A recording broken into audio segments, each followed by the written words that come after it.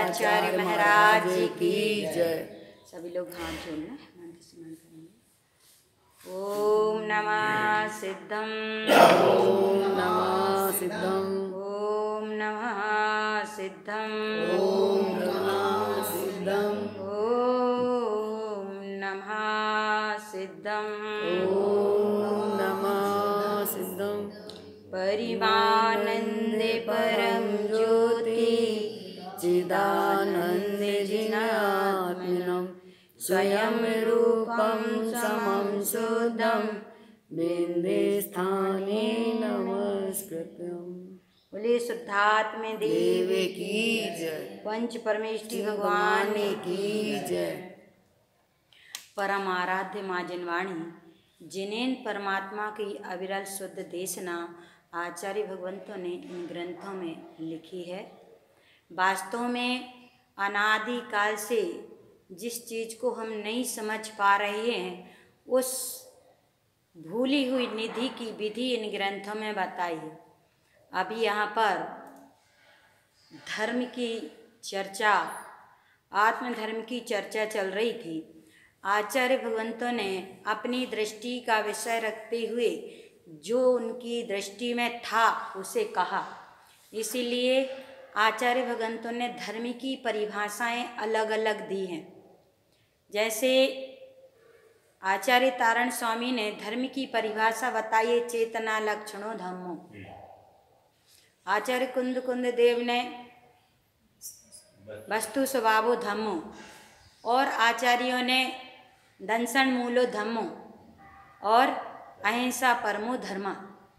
इस तरह धर्म की परिभाषाएं जो दृष्टि का विषय बना उस अपेक्षा से उन्होंने वहाँ धर्म की परिभाषा कही। वास्तव में यदि वस्तु के स्वभाव को धर्म कहा है तो हर एक वस्तु अपने स्वभाव से परिपूर्ण है तो जो वस्तु का स्वभाव है वही धर्म है। यदि वस्तु अपने स्वभाव को छोड़ दे तो फिर वो धर्म ना रह जाए। जैसे नीम में कड़वापन, गन्ने में मिठास, तिल में तेल, ये उसका स्वभाव है। और स्वभाव यदि वस्तु से अलग हो जाए तो वस्तु नष्ट हो जाए। तो हर एक वस्तु का अपना धर्म होता है।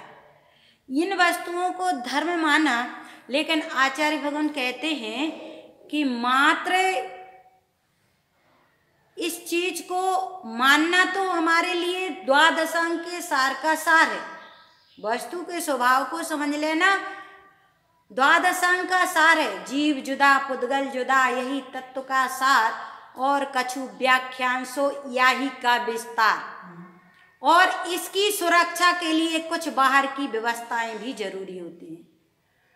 आगम में आचार्य भगवंत ने चरणानी योग ग्रंथ लिखा। चरणानी योग का मतलब क्या? आचरण।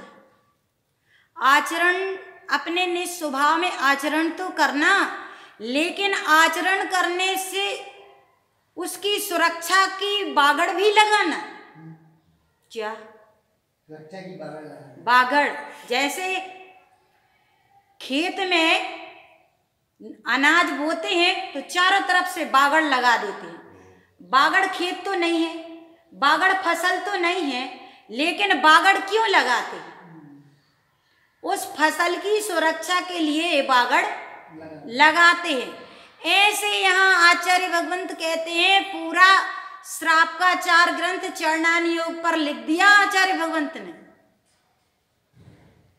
जो ऐसा कहते हैं कि क्रिया है, क्रिया से धर्म नहीं है, वास्तव में क्रिया से धर्म नहीं है, लेकिन क्रिया बिना भी धर्म नहीं है। जैसे कानून बनता है तो कानून तो सबके लिए है ना।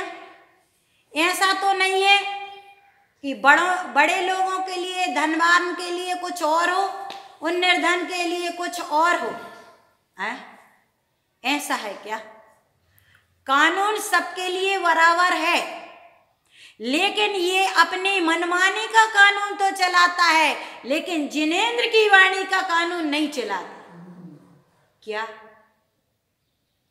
हमारे मन में जो लगा सो हमें अच्छा है, वो हमने अपना नियम ले लिया, उसके अनुसार यदि हम चल रहे हैं तो ये जिनवाणी नहीं है, ये मनमानी है। और मनमानी कभी धर्म, मनमानी से कभी धर्म नहीं होता है, धर्म होगा जिनवाणी से। क्या? जिनवाणी से धर्म होगा। और जो मनमानी करता है वो अपनी मन की मानी करता है और दूसरों को सलाह देता है। ये थोड़ी शब्द कठोर जरूर लग रहे होंगे, लेकिन सत्यता यही है। क्या? क्यों बताया कि मर्यादित जल को ग्रहण करो, मर्यादित भोजन को ग्रहण करो, मर्यादित वस्तुओं को ग्रहण करो, मर्यादा में रहो। मर्यादा क्यों बताइए? क्यों बताइए मर्यादा?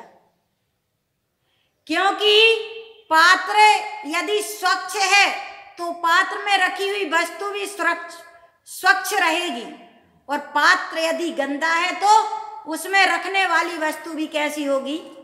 गंदी ही होगी। तो ये देखो कहते हैं असि धन हन हिंसो उपकरण नहीं दे यश लाद। हिंसा के उपकरण को दे करके यश को मत लादना, क्योंकि ये दोष है, ये दोष है। तो यहाँ ये कहा गया है, तो अपन जो दूसरों को सलाह देते हैं कि ऐसा नहीं ऐसा कर लो, है कुछ लेना नहीं देना नहीं, कुछ काम नहीं साधना, अपन का कोई प्रयोजन नहीं है, फिर भी अपन दूसरों की नजरों में बड़े महान बनने के लिए उनके लिए तरह तरह की सलाह देते हैं। ऐसा धंधा कर लो, ऐसा व्यापार कर लो, फला जगह चले जाओ, ऐसा हो जाएगा। तो इससे अपन के लिए क्या प्रयोजन है? क्या प्रयोजन है? क्यों बिना मतलब की सलाह दूसरों को देकर के लिए अपने पाप का बंध करते हैं?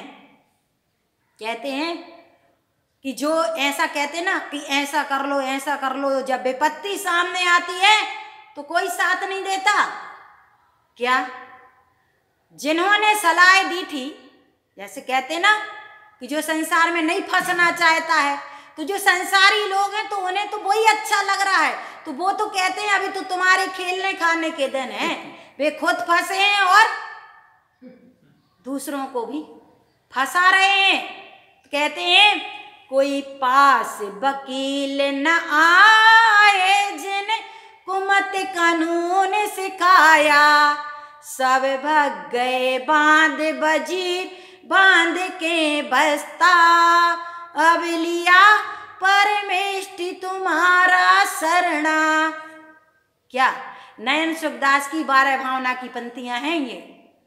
तो अपन जे सलाहकार बन जाते ना, वकील, घर घर के वकील और घर घर के सलाहकार, लेकिन जब सामने विपत्ति आती है तो फिर वो वकील सामने नहीं देखता, बांध के अपना बिस्तर वो ये भाग जाता है। लेकिन ये भागने का मार्ग नहीं है, ये भगवान बनने का मार्ग है। तो जिन्हें परमात्मा ने जो कहा है प्रथमम भाव शुद्धम चा, ये तो अंदर की बात है। क्या? प्रथमम भाव शुद्धम चा, पहले भावों को शुद्ध करो, फिर अशुद्धम तिक्त परान मुखम, अशुद्ध से क्या हो जाओ? अशुद्ध भाव से क्या हो जाओ? परान्मुख हो जाओ। और परिणामम बंध मुक्तम चा, परिणाम क्या कहते हैं? परिणाम किस अभिप्राय के हैं? अभिप्राय तुम्हारा क्या है? अभिप्राय के अनुसार तुम्हारे लिए कर्मों का बंध होता है, लेकिन अभिप्राय के साथ कारण कार्यम चा, कारण और कार्य की भी पहचान कर लेना कि जैसा कारण होगा वैसा कार्य होगा। यदि हम स्वच्छंदपना बरतेंगे तो हमें स्वतंत्रता का मार्ग नहीं मिलेगा। संसार में परिभ्रमण करने के अलावा कहीं भी तुम्हें ठिकाना नहीं मिलेगा।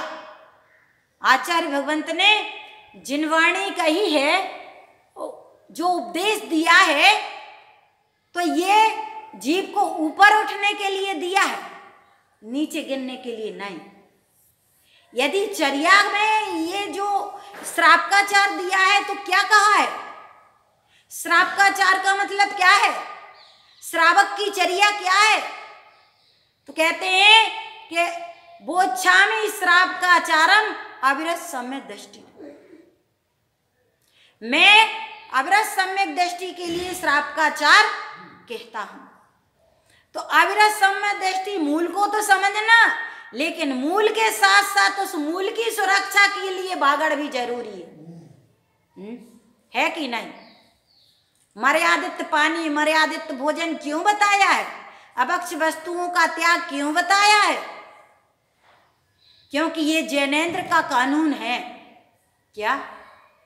ये जिन शासन का कानून है, और जिन शासन के कानून में शिथिलाचार नहीं चलेगा। यदि कर्म करोगे, अपराध करोगे तो दंड मिलेगा। तो बाहर अंतर के भावों को तो यहाँ कोई व्यवस्था नहीं है। संसार में बाहर के कानून को चलाने के लिए अंतर के भावों की व्यवस्था नहीं है। अपने भाव में किसी को मारने का भाव आ गया तो वो परख तो नहीं है। बाहर के कानून को ये परख तो नहीं है ना। लेकिन जिन्हें परमात्मा के कानून में ये सारी चीजें लागू होती हैं, होती कि नहीं? ये क्यों कहा जाता है कि मुनिराजों को मर्यादा में रहना चाहिए, स्त्रियों से 7 हाथ दूर रहना चाहिए, ब्रह्मचारी के दोष बताए हैं, अतिचार बताए हैं, पूर्व में भोगे हुए भोगों का स्मरण नहीं करना चाहिए, और अकेले में जाना आना नहीं करना चाहिए, और उनकी सैया पर नहीं बैठना चाहिए, हंसी मस्करी नहीं करना चाहिए, वार्तालाप नहीं करना चाहिए। क्यों बताए? क्या साधु क्या अपना जो जीवन समर्पण करके निकले हैं तो क्या इसके लिए निकले हैं? यत्र तत्व की बातें करने के लिए? ये बागड़ बताई है, ये धर्म नहीं है। क्या? ये धर्म नहीं है, ये बागड़ है। ये अपने आप को सुरक्षित रखने के लिए ये बागड़ है, इसका ध्यान रखना। लेकिन जब समझ में नहीं आता है, लोग आगम की बात को स्वीकार नहीं करते हैं, अपने मन की मनमानी करते हैं, तो कहीं ना कहीं ठगाए जाते हैं। क्या?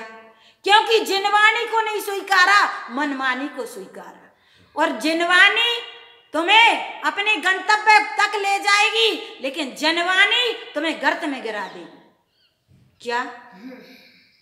अनुशासन होता है, हर क्षेत्र का अनुशासन होता है। अनुशासन कोई कार्य नहीं है। अनुशासन से मतलब मान लो जैसे आप बच्चों के लिए एडमिशन कराने के लिए ले जाते हो, तो एडमिशन कराने के पहले उस स्कूल के सारे नियम आपको बताए जाते हैं कि यदि इस नियम से, इस अनुशासन से आप चलोगे तो तुम्हारे बच्चे के लिए स्कूल में एडमिशन दिया जाएगा। क्यों? ड्रेस में जाना पढ़ाई से क्या संबंध? समय पर पहुंचना पढ़ाई से क्या संबंध? बड़ों की आज्ञा का पालन करना, इससे पढ़ाई का क्या संबंध? विचार करना। और यदि एक दिन नहीं आए तो दूसरे दिन उसका अपराध का दंड मिलना, इससे पढ़ाई का क्या संबंध है? क्या ये पढ़ाई तो नहीं? यदि बच्चा पढ़े नहीं और ये सारी क्रिया करे, क्या बच्चा पढ़े नहीं और ये सारी क्रियाएं करे तो क्या वो पास हो जाएगा? नहीं होगा ना। क्यों? क्योंकि पढ़ाई अपनी जगह है, लेकिन उस पढ़ाई को के चलाने के लिए, पढ़ने के लिए कुछ अनुशासन होते हैं कि नहीं होते? उस अनुशासन के साथ ही वो चीज अपने लिए कार्यकारी होगी, तभी हम सफलता पा पाएंगे। टाइम बे टाइम जा रहे हैं, ये स्कूल का अनुशासन नहीं है। बिना ड्रेस में जा रहे हैं तो ये स्कूल का अनुशासन नहीं है, और अनुशासनहीनता से तुम्हें उस स्कूल में एडमिशन नहीं मिलेगा, तुम्हें वहां से निकाल दिया जाएगा। जब तुम यहाँ के स्कूल का अनुशासन पालन नहीं कर सकते तो यहाँ तुम्हारे लिए कोई जगह नहीं। क्या कहते कि नहीं? सब पढ़े हम, तुम, आप सब बच्चे पढ़े कि नहीं? लेकिन अपन ने अनुशासन का पालन किया कि नहीं किया? ये तो वहां का अनुशासन है, लौकिक शिक्षा का अनुशासन, लेकिन धार्मिक शिक्षा का कोई अनुशासन नहीं होता क्या? वो धर्म नहीं है, लेकिन अनुशासन जरूरी है कि नहीं? अनुशासन नहीं हो तो जिनवाणी का एक भी शब्द आपके कर्ण में नहीं पड़ सकता। तो मर्यादा होती है, विनय होती है, अनुशासन होता है। ऐसा धर्म क्षेत्र का अनुशासन है, ये संयम मार्ग का अनुशासन है। चाहे वो वकील हो, चाहे डॉक्टर हो, चाहे मास्टर हो, चाहे विद्यार्थी हो, चाहे शिक्षक हो, कोई भी हो, चाहे संत हो, चाहे महंत हो, सबका अनुशासन होता है। संयम के मार्ग में निकले हैं, वस्त्रों को सफेद पहन लेना ये धर्म नहीं है, लेकिन एक पहचान है। ये अनुशासन से उस चीज की पहचान होती है, ये वो अनुशासन है। इसीलिए ये मत कहो कि हम तो स्वच्छ हैं, क्या? ये मत कहो कि हम तो पवित्र हैं। जिनवाणी जो कह रही उसको मानोगे तो तुम्हारा सही संयम है, और यदि जिनवाणी के अनुसार नहीं चल रहा है तो तुम्हारी मन की मानी चल रही है। ये जिनवाणी तुम्हारे अंदर प्रवेश नहीं करेगी, कल्याण का मार्ग नहीं बनेगा। चाहे वो ज्ञानी हो, चाहे वो अज्ञानी हो, चाहे वो धनवान हो, चाहे वो निर्धन हो, चाहे वो रूपवान हो, चाहे कुरूपवान हो, चाहे वो ज्ञानवान हो, चाहे वो अज्ञानी हो, कानून किसी के लिए बकसता नहीं है। कानून सबके लिए। राजा अपराध करेगा तो उसे वही दंड मिलेगा जो एक गरीब करेगा। ऐसा तो नहीं है कि राजा को कुछ हो और निर्धन को कुछ हो। ऐसी व्यवस्था वहां नहीं है। वहां तो जो निर्देश दिए हैं उसके प्रतिकूल यदि चलोगे तो वहां अपराध होगा और अपराध से तुम्हें दंड मिलेगा। ऐसे यहाँ आगम में जिनेन्द्र परमात्मा ने एक संयम की, एक अणुव्रति की, एक महाव्रति की चर्या बताई है। 28 मूल गुणों का निरतिचार पालन साधु क्यों करते हैं? ये धर्म नहीं है, लेकिन उसके बिना भी वो धर्म नहीं कर सकता। समझ में आया? मुनि बिना बने धर्म नहीं होता, मुनि बने बिना धर्म नहीं होता, लेकिन सिर्फ मुनि अकेले बनने से भी धर्म नहीं होगा। समझ में आया? विचार करना। ये बात जरूर कड़वी लग रही होगी, लेकिन धर्म यही कहता है, आगम यही कहता है कि इस नियम का पालन होना अनिवार्य है। नहीं कर रहे मत करो, किसी का कुछ नहीं बिगड़ेगा, बिगड़ेगा अपना। अपने साथ धोखा होगा, अपने साथ अपराध होगा, अपने साथ अपराध होगा तो सजा भी हमको ही भोगना पड़ेगी, कोई दूसरा नहीं भोगेगा। क्या? कोई दूसरा नहीं भोगेगा। इसका ध्यान रखना, क्योंकि थोड़ा कहा बहुत समझना। पूरा चरणान योग का श्रावकाचार पढ़ा जाता है तो उसमें क्या मुख्यता दी है? श्रद्धावान, विवेकवान और क्रियावान। श्रद्धा सच्ची हो, विवेक जागृत हो और क्रिया विवेक पूर्वक हो। ये तीन चीजें जिसकी होती हैं वो श्रावक है, और जिसकी ये तीन चीजें नहीं पल रही हैं तो वो वास्तव में भी श्रावक भी नहीं है। और मूल में तो पहले अपने स्वरूप की पहचान, परिचय बताया है, लेकिन उसके साथ ये बागड़ भी जरूरी है। हम नहीं मान रहे हैं, वो हमारी कमी है। ये आगम झूठा नहीं है, जिनेन्द्र की वाणी झूठी नहीं है। जिनेन्द्र की वाणी तो जैसी वैसी है, और जिसकी चर्या में आगम झलके वास्तव में वो सच्चा श्रावक है। क्योंकि उसको परिचय देना नहीं पड़ता, उसका परिचय उसकी चर्या ही होती है। और कहते हैं अनछने पानी में, एक बूंद पानी में 36,450 जीव हैं। उन जीवों का यदि तुम्हें अनछने पानी का उपयोग करने का भाव हो रहा है तो तुम्हारे अंदर से हिंसा, अहिंसा खत्म। अहिंसा है ही नहीं, क्योंकि तुम्हें जीवों के प्रति करुणा का भाव नहीं आया। और वो विजय विजया देखो, उनके निमित्त से सेठ अरदास कौन थे, उनके निमित्त से बिलछोनी जर्रा सी पानी नीचे गिर गई थी, जिसका मुनिराज से उन्होंने प्रायश्चित लिया। तो क्या कहा, 84,000 मुनियों को एक साथ आहार कराना, ये तुम्हारे इस दोष का प्रायश्चित है।